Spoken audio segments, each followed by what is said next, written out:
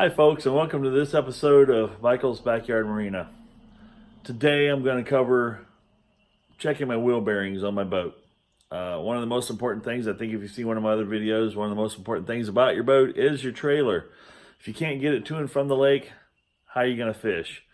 And definitely don't want to end up on the side of the road with a burned up wheel bearing. So preventive maintenance there is very important. This particular boat, I have trailer I dunked in the water 84 times last year. I went fishing 42 times. That means this trailer was in and out of the water 84 times. I packed it with marine grade grease so it shouldn't break down with water. If water happens to get in, it should help protect things. I have not looked in it yet. I went fishing all last summer, and then I've done some work on my boat this spring, obviously. And the last thing I'm going to do before I drag it out of the shop and take it to the lake on Saturday is check my wheel bearings. You and I are going to see it for the first time to see what it looks like after spinning the water that many times packed with marine grade grease. I'm curious to see what it's all about. So let's take a look together. I'm going to run through real quick how I take my wheel off. Some of it might be boring, but the exciting part for me is going to see what that grease looks like inside that wheel hub. So let's get started. All right, I've already cracked all the lug nuts loose. I'll finish jacking the trailer up to get the axle to get the wheel off the ground. Once the wheel's cleared, we can finish taking off the lug nuts. Now another thing I've done here is I've put never seize on all the bolts, studs on the hub. This facilitates keeping them from rusting, and they break loose nice. They don't get stuck, and it looks like it's done an excellent job. Nothing's rusty here. Still got the never seize. That's what I use on here, and I'll put a little more on when I put it back together. I like taking the wheel off. Makes it easier to get at the hub, take the hub loose without handling the wheel. So that's why I'm doing it this way. You guys can choose your own method. There is no right or wrong on some of this process. I will mention that these, I figured I covered about just over 2,000 miles last year. And I was looking at the trailer tire. It's amazing how much is worn down. I'd say this tire's 50% wore out. I have put this axle up on rollers and checked it for straight with proper crowning and everything.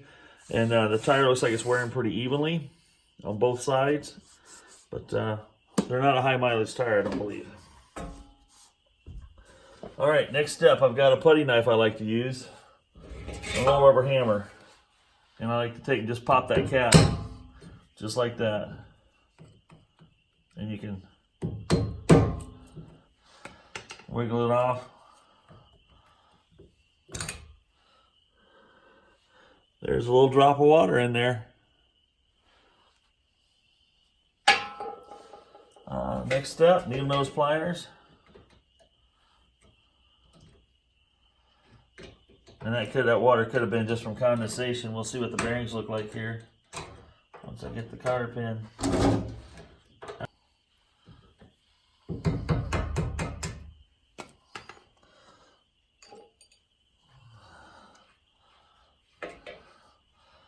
Let's see what we got.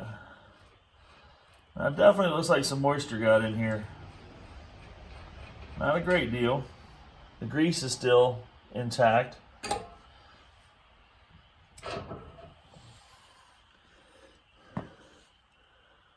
Oh yeah.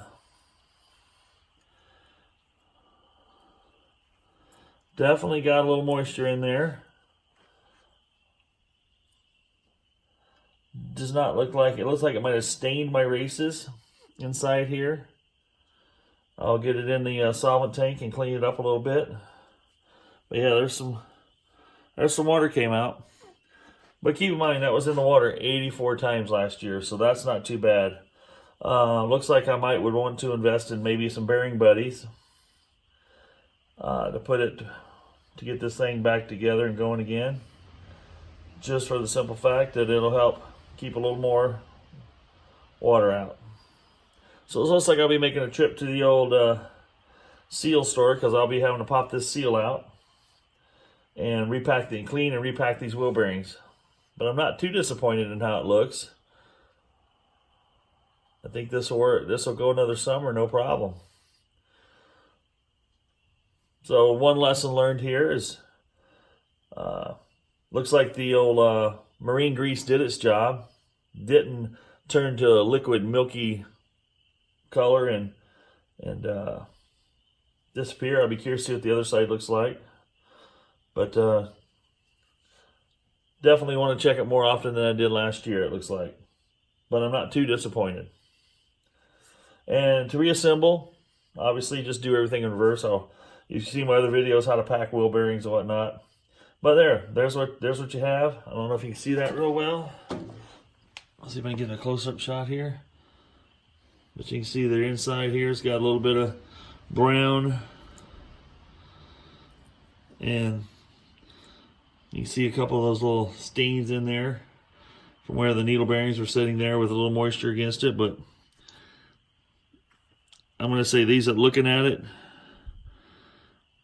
let's see here. Looking at it, I can see that I'm not afraid to put that back in there with fresh grease, and we'll be good to go again. All right, I've got the second wheel bearing off on the second side of my boat, second wheel I took off, and the results were much better. I didn't realize that I'd actually used regular old red wheel bearing grease to pack those bearings. They were in excellent condition. No moisture got in whatsoever, because I put a little bit of this grease around the cap and around the seal, and it all sealed up really, really well. I was really impressed. The other side, I used the marine grease. Not as good of results. So I'm going to go back with the red bearing grease on both, and they should have a good, long, happy life in this grease. So I hope you enjoyed the video. I hope it was helpful. My recommendations are regular wheel bearing grease, possibly use some bearing buddies to keep the moisture pressed out of there. I'm going to go back with just my regular bearing caps for now. I'm going to dunk this thing in the water a dozen or so times and take another look at the wheel bearings, see what the results are. If there's moisture in there again, I'm going to put bearing buddies on it and use those from now on. But regular bearing grease worked really well. Best results, bearings were clean, well lubed, a lot of, like I said, a lot of lube in there, a lot of lube around the bearings yet, and it all looked really good. And no moisture got in that side. So that's all I've got for this episode. Hope you enjoyed it. Hope it was helpful. If it wasn't, I'm sorry, but just curiosity. I had to know what's going on in those wheel bearings after that many times in the water. So find something fun to do, folks, and do it. Let's get out there and fish. I'll be firing up this old girl tonight to do a test run as far as seeing if it runs and starts good and how my winterization worked, and it should fire right up, I'm hoping. Shouldn't be any reason why it shouldn't. And day after or tomorrow morning, we'll be on the water with this thing, seeing if I can see some fish. I got plenty of things to see fish with. I just got to figure out how to make them bite. Good luck and enjoy life. Get out there and have some fun, folks. Have a good day.